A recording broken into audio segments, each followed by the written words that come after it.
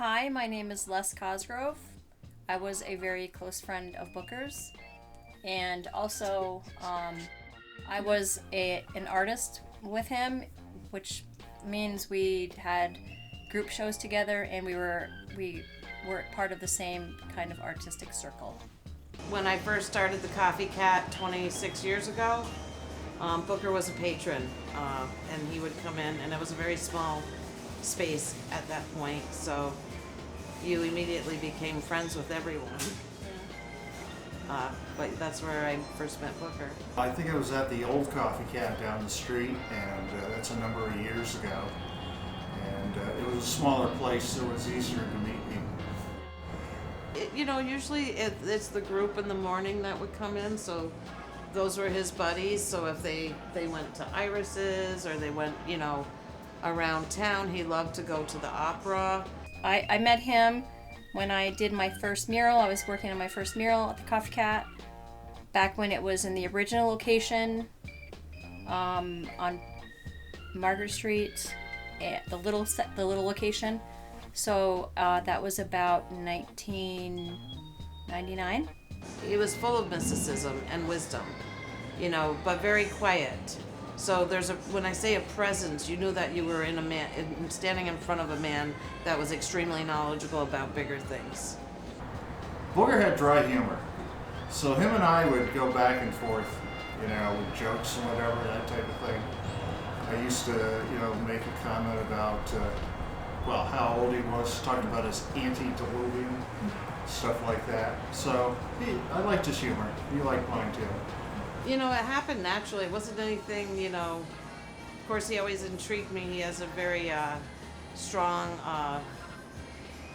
sense of being. So you felt his presence, so certain characters are more interesting to me than others. He was definitely one of the characters that I would have liked, or I felt like I needed to know more about. So I'm not nosy, but I'm very curious. So he made me curious. Booker was a very handsome, charismatic, talented, successful, hilarious, wonderful artist who was a very mysterious person, had a lot of secrets, and was a very huge part of my life, and for the fact that he encouraged me to pursue art in a more serious way. This took a very long time to get to know Booker. Even his first name was top secret.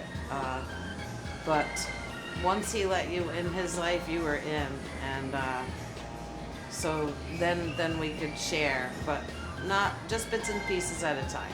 Booker wasn't too happy with me because I used Google to look him up. I got his, he always went by S. Booker, and through Google I found out what that was.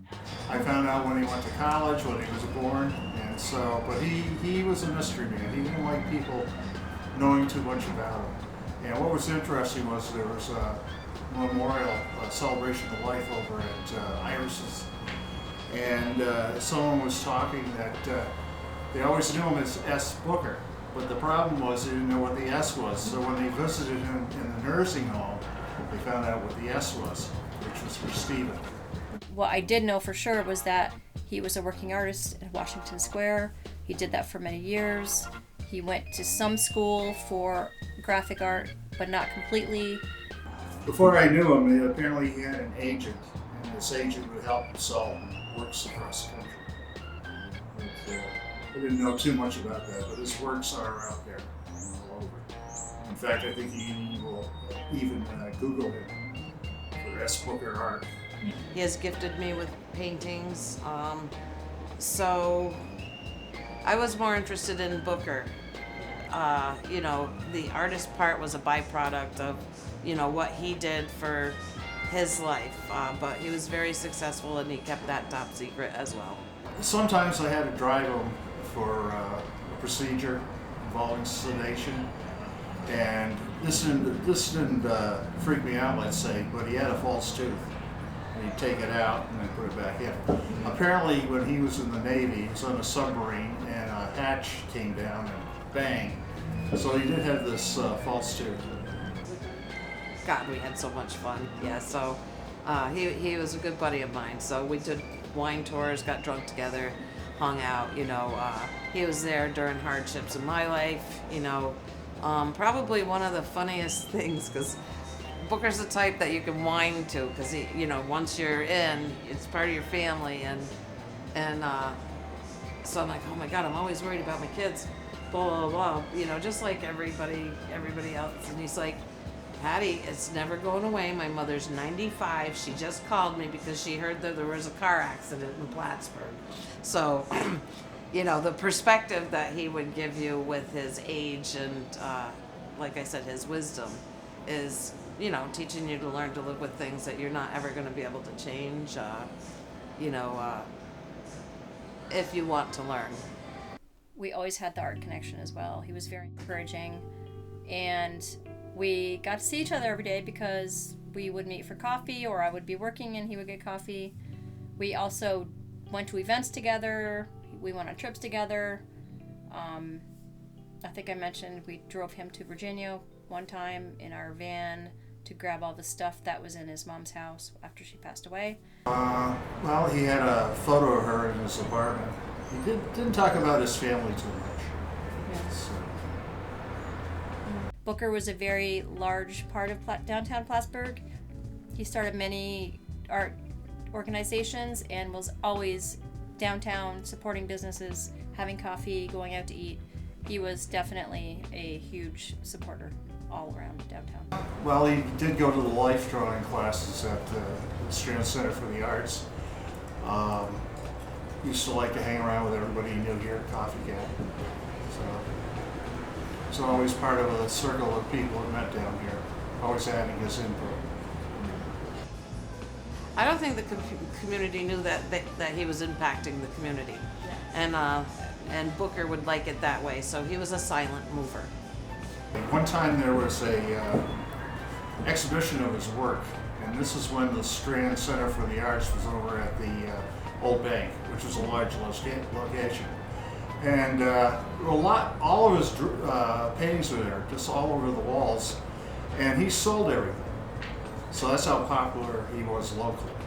The mural that I chose to reproduce on the wall downtown was called 4th of July, and to me, he had so many different designs, but I felt like he would be happy with the design that we picked.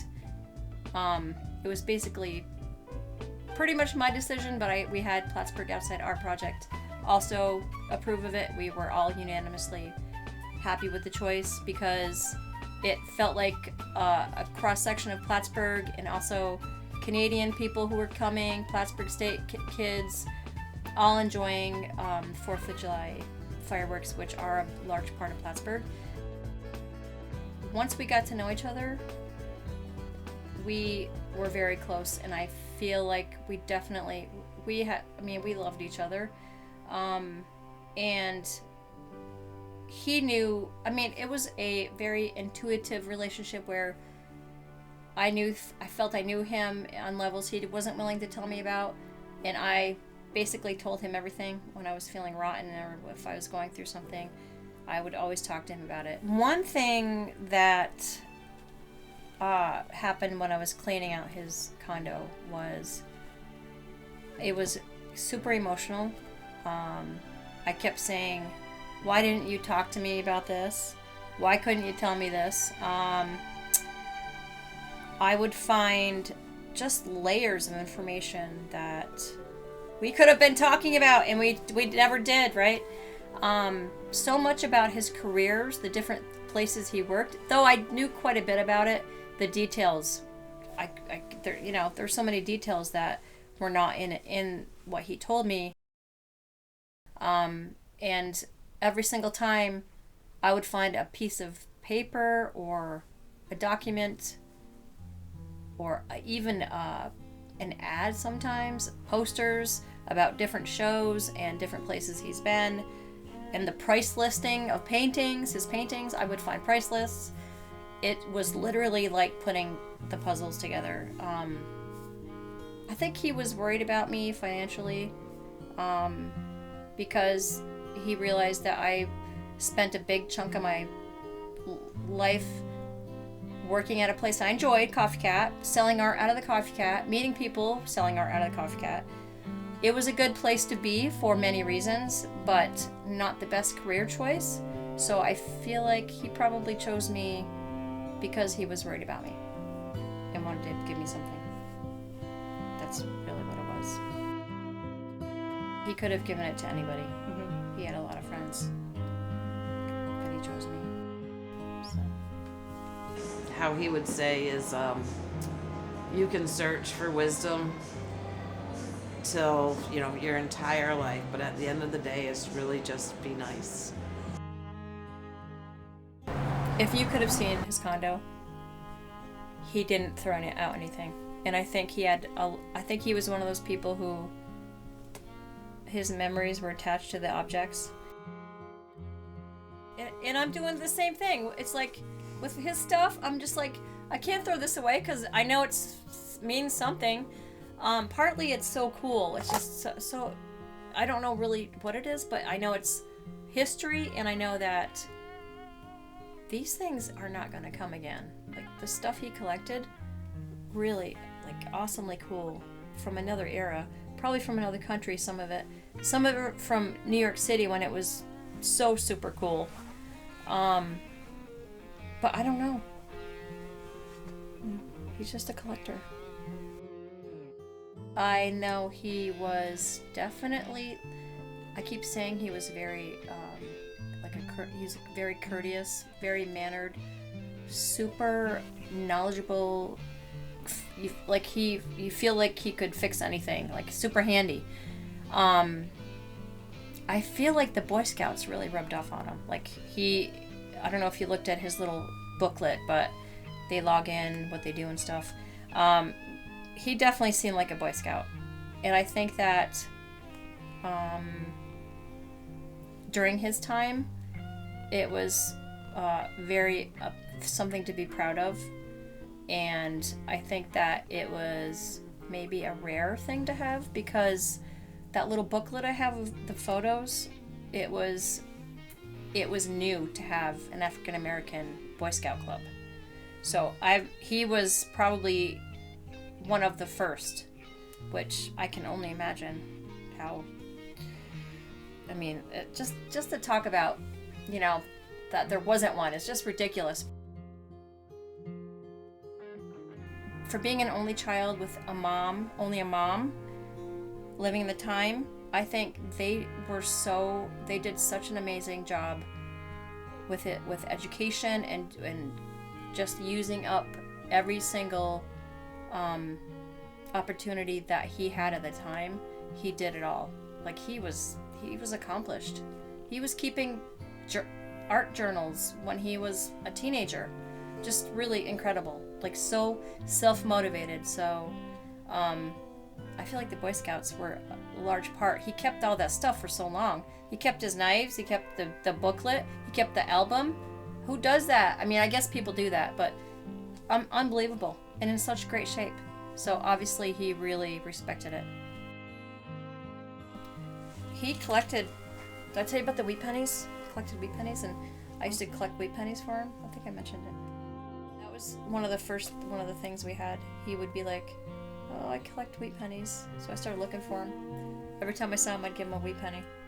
But I think that he just collected coins in general because he had a huge coin collection. And don't forget, he was in the military. So Korean War, he traveled for that. So he probably collected. And his dad was in the military. So I think that anywhere he went, he gathered materials to give to his son and to his wife.